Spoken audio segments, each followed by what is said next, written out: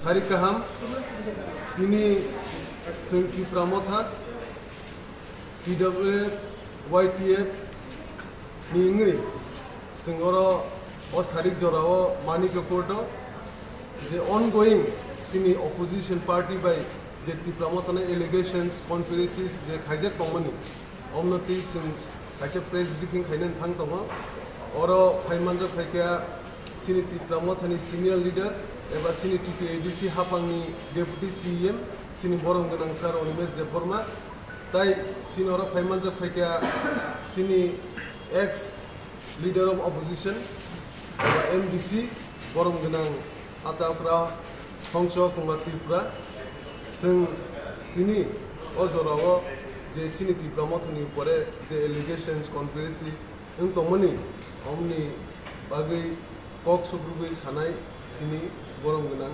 Deputy CM আমাদের সমস্ত media বন্ধুদের ধন্যবাদ জানিয়ে আমি কয়েকটি কথা বলবো। আমরা দেখেছি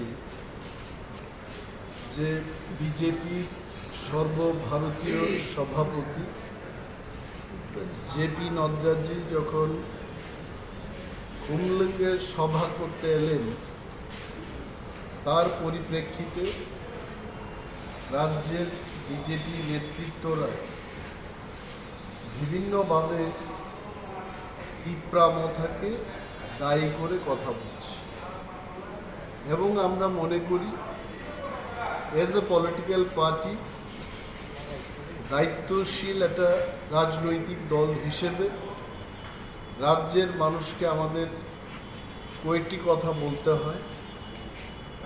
তীব্রামথা এই কথা জানে যে প্রতিটি রাজনৈতিক দলের তার অধিকার আছে ভারতবর্ষের ভূখণ্ডের মধ্যে যেখানেই সে সভা করতে চায় সে করতে পারে। আমরা তীব্রামথা আমরাও করতে পারি এবং আমরা আগেই বলেছি যে বিজেপি পার্টি কুমলুঙ্গে তার জনসভা সে করতেই পারে and we will welcome JP Nadda ji in Greater Tiprali এবং আপনারা সাংবাদিক বন্ধুরা দেখেছেন নাড্ডাজি যেদিন এসছেন ব্যানার হোর্ডিংস দিয়ে পোস্টারিংয়ের মাধ্যমে তীব্রামথা গ্রেটার ত্রিপুরাল্যান্ডের ভেতরে কুমলুঙ্গে জেপি নাড্ডাজিকে আমরা ওয়েলকাম করেছি। হানি বুসা এই কথার অর্থ হচ্ছে ভূমিপুত্র এবং আমরা চেষ্টা করেছি আমাদের চেষ্টা সর্বদাই থাকবে গণতান্ত্রিক দেশের প্রতিটি রাজনৈতিক দল তার কর্মসূচি যেন সে পালন করতে পারে সেই দিকে আমরা নজর রেখেছি এবং নজর রাখব। আপনারা জানেন যে রাজ্যের আইন শৃঙ্খলার যে দায়িত্ব আইন শৃঙ্খলা রক্ষার দায়িত্ব তো রাজ্য সরকারের আরক্ষা দপ্তর এবং পুলিশ প্রশাসন এটা রাজ্য সরকার কর্তৃক নিয়ন্ত্রিত সেখানে এডিসি প্রশাসনের কোনো ভূমিকা নেই। তারপরে আমরা দেখেছি যে জেপি নড্ডাজি যেদিন এসছেন ত্রিপুরায় কথা বেরিয়ে এসছে উনার বক্তব্যে আমরা আশা রেখেছিলাম কুমলুঙ্গে যেহেতু একটা জনসভা করছে ভারতবর্ষের বৃহত্তম একটা রাজনৈতিক দলের সর্বভারতীয় প্রেসিডেন্ট এসছেন ত্রিপ্রাসাদের নিয়ে কথা বলবেন ডাইরেক্ট ফান্ডিংয়ের কথা বলবেন আলাদা করে রাজ্য দিয়ে দেওয়ার কথা বলবেন আমাদের প্রত্যন্ত অঞ্চলে ত্রিপ্রাসারা যেখানে পানীয় জলের সংকটে ভুগছেন রাস্তাঘাটের বেহাল অবস্থা বেকার সমস্যার কথা উনি তুলে ধরবেন কিন্তু সেই দিকে উনি আদৌ কিছু কথা বলেননি।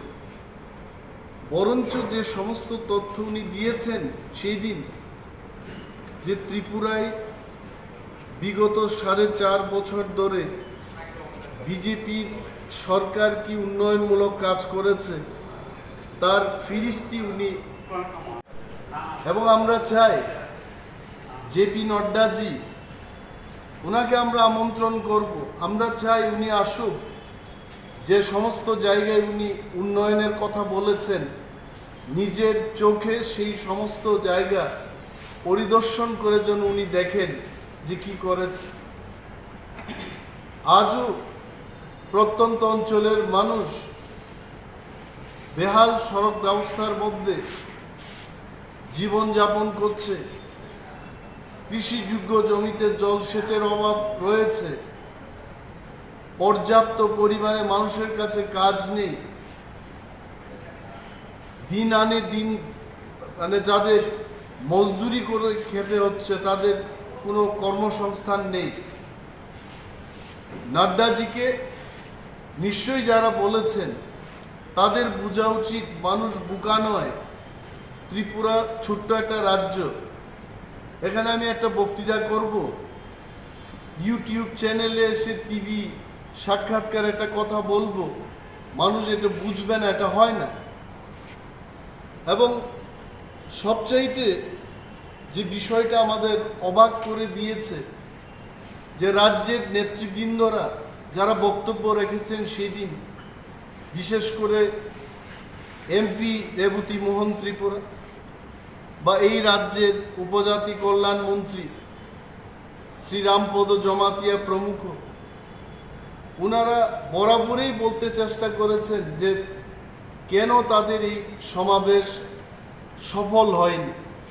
দে ওয়ান্টেড টু জাস্টিফাই দ্যাট। ওনারা মানুষের নানা সমস্যা, আজকে রেবতী মোহন ত্রিপুরার থেকে আমরা শুনতে চেয়েছিলাম যে 10,323 জন যারা কর্মচারী যাদের চাকরি হারিয়েছেন তাদের সম্পর্কে বিজেপি সরকারের কি ভূমিকা, ভবিষ্যৎ পরিকল্পনা তাদের কি রয়েছে, সেই কথাগুলো আমরা শুনতে চেয়েছিলাম। 2018 সালে আমার পাশে বসা যিনি হংস কুমার ত্রিপুরা, উনি বিজেপিতে ছিলেন। কয়েকদিন আগে বিজেপি ছেড়ে গ্রেটার ত্রিপুরা লেনকে আরও শক্তিশালী করার জন্য, সেই দাবিকে আরও জোরদার করার জন্য উনি বিজেপি ছেড়ে ত্রিপুরামথায় যোগদান করেছেন। উনিও জানেন 2018 সালে, আজকে আমরা বলবো যেখানে সরকার নির্বাক কিছুই বলছে না, সেখানে আমাদের পার্টির যিনি চেয়ারম্যান আমাদের মহারাজ প্রদ্যুৎ বিক্রম মাণিক্য 10,323 জন কর্মচারীর পাশে এসে দাঁড়াতে চেষ্টা করছে। সুপ্রিম কোর্টের লয়ারদের দিয়ে আবার সুপ্রিম কোর্টের দরজায় আমরা এই 10,323 জন কর্মচারীর কেসটা নিয়ে যাচ্ছি। And I'm sure law of the land, এই দেশের আইন, এই দেশের সংবিধানের ভেতর দিয়ে, তার ভেতরে থেকে নিশ্চয় একটা সুফল বেরিয়ে আসবে। সরকার কিছুই বলছে না তাদের জন্য। আজকে আমরা বলবো যেখানে প্রত্যন্ত অঞ্চলের কথা বাদ দিই, শহরতলির মানুষের কাছেও স্বাস্থ্য পরিষেবা, এই স্বাস্থ্য পরিষেবা বেহাল অবস্থার মধ্যে রয়েছে। প্রতিনিয়ত আমরা জিবি হাসপাতাল থেকে খবর পাচ্ছি, আইজিএম হাসপাতাল থেকে খবর পাচ্ছি, প্রত্যন্ত অঞ্চলের ছামনু থেকে আমরা খবর পাচ্ছি। মানুষের স্বাস্থ্য পরিষেবাকে নিয়ে বিজেপি এবং আইপিএফটির সরকার তারা কিছুই বলেননি এবং কিছুই করতে চেষ্টা করে।